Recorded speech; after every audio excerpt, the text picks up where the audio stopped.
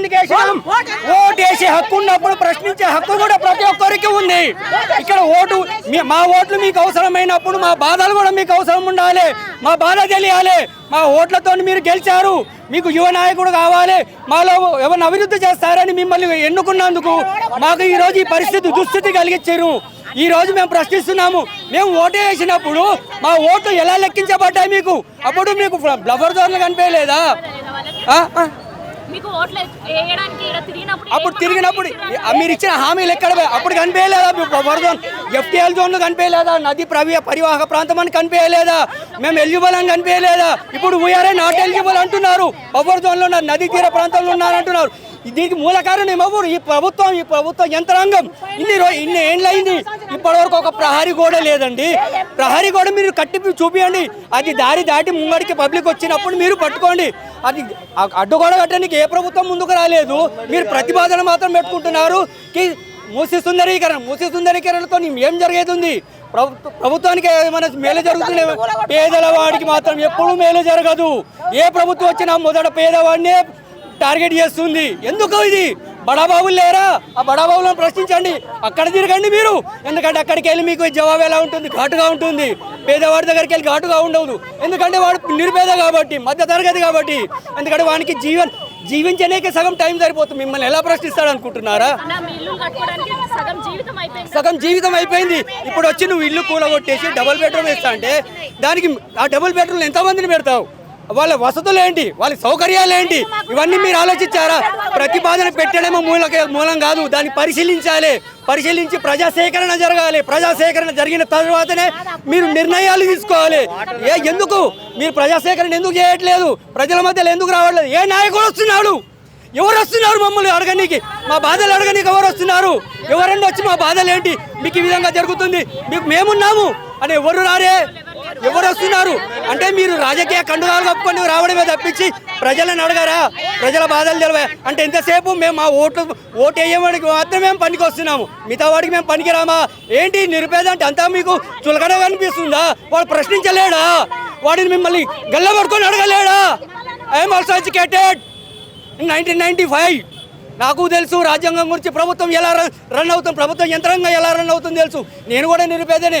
నాకు ఇప్పటికీ ఏ గవర్నమెంట్ ఒక ఉద్యోగం కలిపేయలేకపోయింది. నా స్వాస్థాలతో నా కాళ్ళతో చిన్నపాటి ప్రింటింగ్ ప్రెస్ నడిపించుకొని బతుకున్నాను. అలాంటి ఈ పేద ప్రజలు ఎందుకు వస్తారండి ఇక్కడికి? మూసీ కాలువ దగ్గర బతకాల్సిన అవసరం ఏముంది? ఆ మురికిలో, ఆ కంపులో, ఆ దోమలో. ఎందుకంటే ఆ పరిస్థితులు బాగోవు. మాకు అంత డబ్బులు లేవు. మేము హైఫైగా లగ్జరీ ఇల్లు కొనుక్కొని బతికేంత డబ్బులు లేవు. ఆ పరిస్థితులు మాకు లేవు. అవి లేవు కాబట్టి ఇలాంటి మురికివాడలో జీవిస్తున్నాం. ఈ మురికివాడలను కూడా మీరు నిర్మూలించి సుందరీకరణ చేస్తారంటే అది శ్మశానం అవుతుంది తప్పించి అభివృద్ధి మాత్రం ఎట్టి పరిస్థితుల్లో కాదు. కడుపు నిండడం మాట దూరం మేడం, కడుపు నిండడం మాట దూరము. ఇక్కడ కడుపు రగిలిపోతుంది, జీవితాలు నాశనం అవుతున్నాయి. ఇప్పుడు ఒకవేళ మీరు ఏదైనా యాక్షన్ తీసుకున్నారనుకోండి, ఇందులో ఎంతమంది బ్రతుకుంటారో, ఎంతమంది చనిపోతారో మీరే లెక్క కట్టుకోవచ్చు. మీరు లెక్క కట్టుకోవచ్చు. చెప్తున్నా, ఈ వారం 10 రోజుల నుండి ఒక్కళ్ళు కూడా పనికి వెళ్ళట్లేదు. వాళ్ళు ఉపాధి కోల్పోతున్నారు. ఒకటి భయాందోళనకు గురవుతున్నారు. మళ్ళీ ఈ పెద్దవాళ్ళు ఉన్నారు కదా, వాళ్ళు అనారోగ్యం పాలవుతున్నారు. వాళ్ళు ఎవడ చదువుకుంటాడండి? చేసుకుంటేనే కూలీ మేడం. చేసుకుంటే కూలి ఉన్నప్పుడు వాళ్ళని ఆదుకునే నాదుడెవడండి? నాదుడెవడు వస్తున్నాడు? నేనున్నాను అని ధీమాగా నిల్చోటాడు ఒక్కడు చూపేయండి. 1% ముంగడకు వచ్చి నిల్చోమని, నేను నీకు అడ్డం నిల్చుంటానని. ఎంతసేపు మేమే బాధపడాలి, మా కష్టాలు మేమే పడాలి. మళ్ళీ ఓటు హక్కు ఎందుకండి మాకు? ఓటు హక్కు తీసేయండి, లేదా రాజ్యాంగాన్ని మార్చేయండి. మీకు ఇష్టం వచ్చినట్టు మీరు రాజ్యాంగంలో ఉన్న ప్రతిపాదనలన్నీ పెట్టుకుంటారా? ఎందుకు గెలిపించు? ఒక యువ నాయకుడు వస్తాడు, ఒక మార్పు వస్తుంది, ఒక అభివృద్ధి వస్తుంది, ఒక మంచి నాయకుడిని మేము చేరుకున్నామని మేము అనుకున్నాం.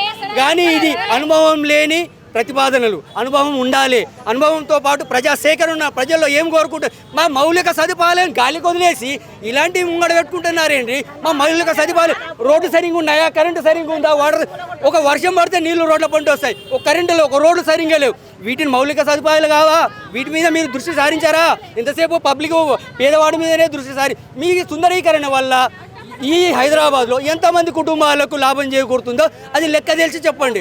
దీనివల్ల 100% పేదవాడే ఉంటాడు, 20% ధనికులు ఉంటారు. ఈ 80% పేదవాళ్ళని లెక్కలో తీసుకుంటావా, లేకపోతే 20% ధనికులను లెక్కలో తీసుకుంటావా? ఇలాంటి చర్యకు మేము కోరుకునేది ఒకటే, మీరు మీ ప్రతిపాదనని వెనక్కి తీసుకోవాలి. ఇది ప్రజలు ఎట్టి పరిస్థితుల్లో ఒప్పుకోరు.